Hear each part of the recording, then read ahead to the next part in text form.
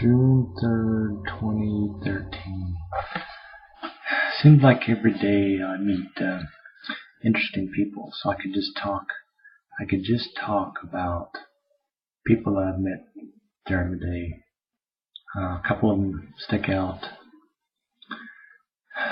First of all, earlier this morning, first part of the morning, I was a 90-year-old man, and his TV was out, and I got it working, but it's just you're still able to get around. He had a lot of stairs to his house, so a little slow getting down and getting up, but he could get around, and I remember he was downstairs and I could hear the intercom go off, and his wife said, "Did you take that letter out to the mailbox for me?" So he moseyed on up while I still tinkered with the getting the cable going on the TV. Then he had in the back room, one of his little TVs had one of the smaller boxes, and the power supply went out on it, so went out and grabbed a couple of those. But it was by a treadmill. He said, it's a lot easier when you're on the treadmill. If you're watching something, time goes by a lot quicker. If you're sitting there and trying to do it and don't have a TV. So it was just interesting to see if I could picture myself 40 years from now, what I'd be like, what I'd be doing. Technology that would advance up to a point.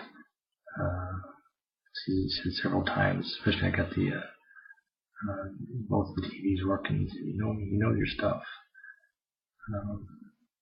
But it was it had a nice place, nice shaded, well kept yard.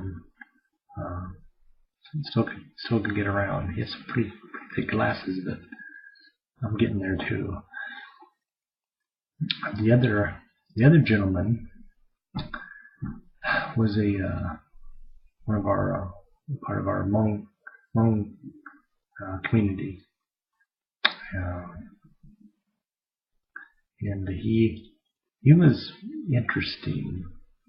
He invited me in because his internet was down, and I went ahead and was looking at it and seeing it was under the older modems. Decided to upgrade him.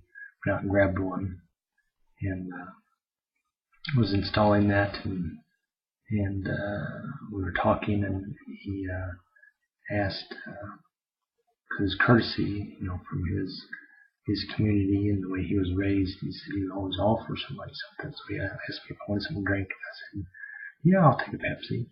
So he comes back, and he said, "I wasn't sure what you wanted. I said, I give you the options." So he brought a Pepsi, a Sunkist, Mountain Dew, and a water, and he said, "You can have all of them." And made sure I left with all of them. And then even on the way out, because we talked for a bit, and even on the way out, he grabbed me 2 more Pepsis. But how you meet these people, and I heard him talking. Someone called, and he was going out to some car meet.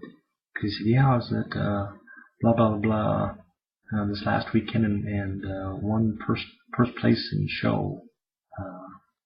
He got like a 4-foot trophy." And so I asked him about what type of car was it. I was curious what best of show. And he said it was a Nissan 240 XZ, something like that. But then he started talking about what all he did to it. He went on for almost at least 15 minutes, how he souped that baby up. And so I had to see it. I had to go out and see it, because since I drive a Nissan, I wanted to see what it was like. It was true. It was the same engine I got in my car, but it was just 2.4. So they had the stock head, and then you tell about the cam and the lifter, and then the turbo he put in, and the bigger exhaust that he had, custom made manifold, and so it was really decked out. And it was nice and clean. I remember brought back memories of I remember the engines that we'd take about, because I told him that I used to work on cars and restore them and rebuild them, and he was talking there in the garage, and he talked all the stuff he did to the body, and he left the interior. He had to pull out all the electrical and special made. This was interesting. They special made a electronic housing and computer system that he could plug in. I plug in my laptop and I can fine tune it like a sewing machine, because there's so much torque and power, and the way he was explaining, which was way over, it was like going right over my head. But he had it down to a T. He said, "Yep, this is one of my hobbies I like doing," and he goes to these different car shows and races. He said there's a race, a couple of racetracks, and they race like one-on-one. He said if you can drive it in, then they let you race it. So it's street legal, so you can drive it, daily driver as they call it. But it's just the way he's got it all souped up. He was explaining how he used to do the. There's a movie not too long ago about when they slide. So you drive so fast, you hike it, so it slides on the side. Car slides sideways, drifting, and he said I just got souping up the car too much that it was not sliding, but it would make it full 360. It was whipping around. So he said I gave up on that and started just pure torque.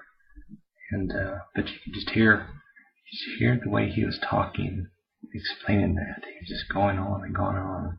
Just blah blah blah blah blah blah blah.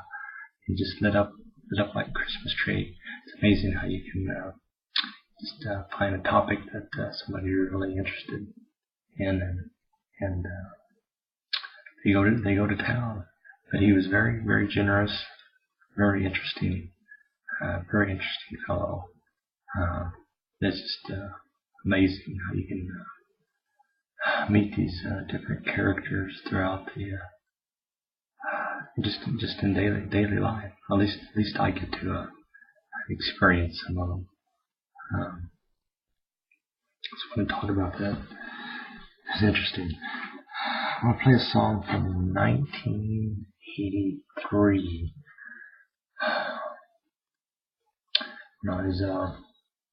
It's called Morningside. It's from by Neil Diamond, and this is a play like Longfellow Serenade, but I remember the one that he tells a story how this old man homemade this piece of furniture or desk, carved it with his own hands, and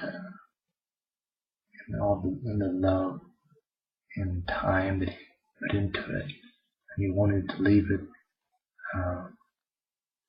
for his children, and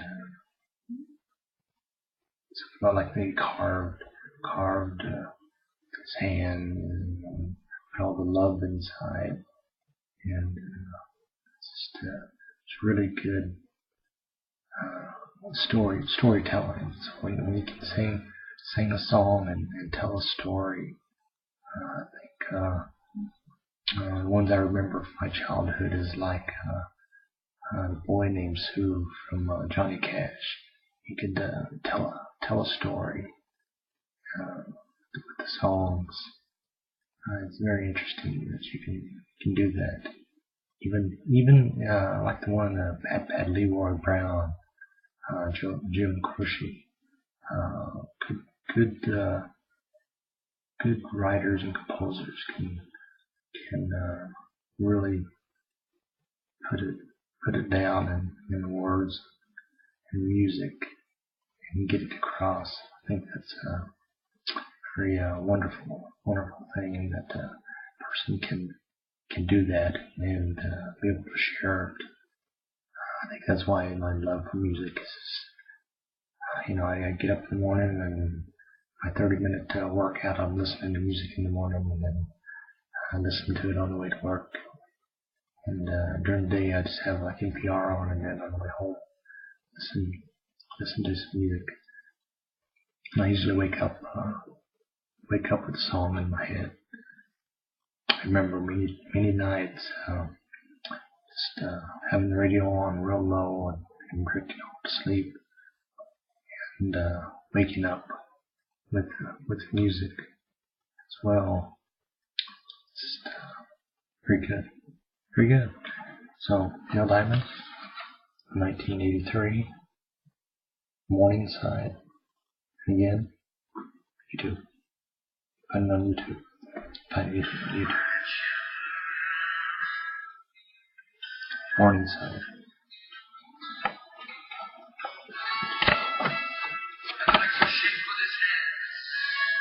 June 3rd, 20.